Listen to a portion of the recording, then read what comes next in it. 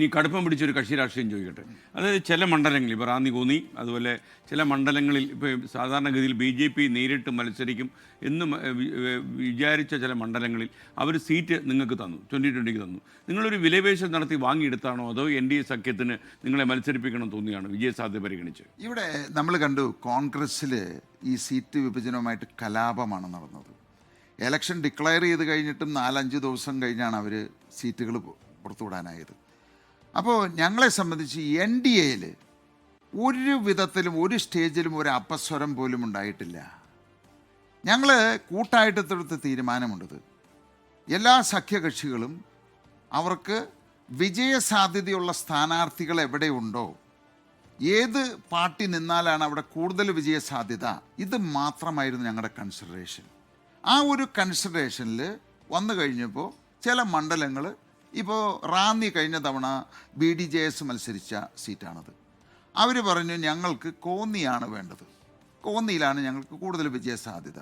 അപ്പോൾ അവിടെ ഞങ്ങൾ കോന്നിയാണ് ഞങ്ങളുടെ 2020 സംബന്ധിച്ച് കുറച്ച് ആൾബലമുള്ളത്. അപ്പോൾ അവിടെ ഞങ്ങൾ രണ്ടുപേരും ഇരുന്നു സംസാരിച്ചു, ആയിക്കോട്ടെ നിങ്ങളതെടുത്തോ, റാന്നി ഞങ്ങൾക്ക് തന്നേക്ക്. അങ്ങനെ ഒരു സിമ്പിൾ വളരെ സൗഹൃദപരമായിട്ടുള്ള ഒരു സീറ്റ് വിഭജനം നടന്നിരിക്കുന്നത്. അല്ല, ഇതിനാണ് ഈ കേരളത്തിൽ ഇപ്പോൾ കഴിഞ്ഞ കുറച്ച് ദിവസമായിട്ട് ഏറ്റവും ചർച്ച ചെയ്യപ്പെട്ട ഡീൽ ഓർ നോ ഡീൽ വന്നത്. അപ്പോൾ ഈ CPM-ഉമായിട്ടൊരു അന്തർധാരയുണ്ട്. അപ്പോൾ അവരെ വിജയിപ്പിക്കാൻ വേണ്ടി കോൺഗ്രസ് മുക്ത ഭാരതം എന്ന പ്രഖ്യാപിത ലക്ഷ്യം നിറവേറ്റാൻ വേണ്ടി NDA സഖ്യം നിങ്ങളെ കരുവാക്കുന്നു.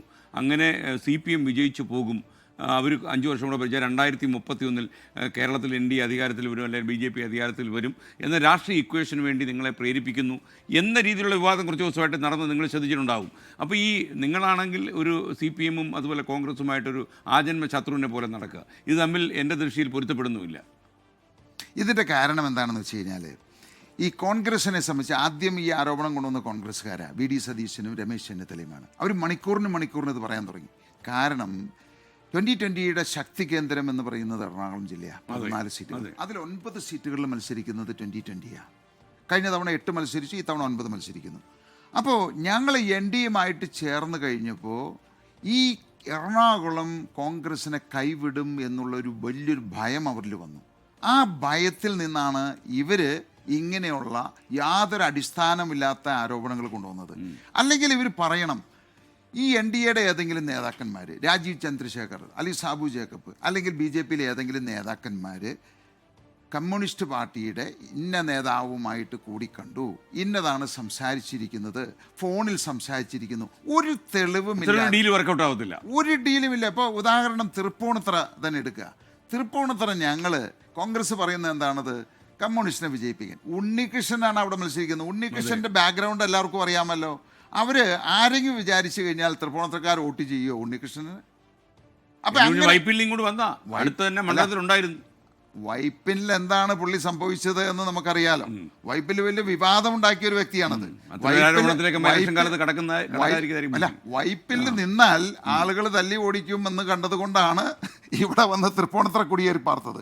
അപ്പം അങ്ങനെ ഒരാളെ ഞങ്ങളൊരു ഡീലുണ്ടാക്കി ഞങ്ങൾ സഹായിച്ചാൽ തന്നെ അവിടുത്തെ ജനങ്ങൾ വോട്ട് ചെയ്യുമോ? അപ്പോൾ ഇത് യാഥാർത്ഥ്യത്തിന് വസ്തുതാവിരുദ്ധമായിട്ടുള്ള കാര്യങ്ങളാണ്. അവരുടെ കയ്യിൽ ഒരു തെളിവ്, ആരെങ്കിലും ഇവരുമായിട്ട് ഫോണിൽ സംസാരിച്ചതായിട്ട് പറയട്ടെ. ഞങ്ങളെ സംബന്ധിച്ച് തൃപ്പൂണിത്തറ, ഇപ്പോൾ ഇവർ പറയുന്ന ആരോപണം പറയുന്നു, തൃപ്പൂണിത്തറ NDA സ്ഥാനാർത്ഥി 2020 സ്ഥാനാർത്ഥി വിജയിച്ചിരിക്കും.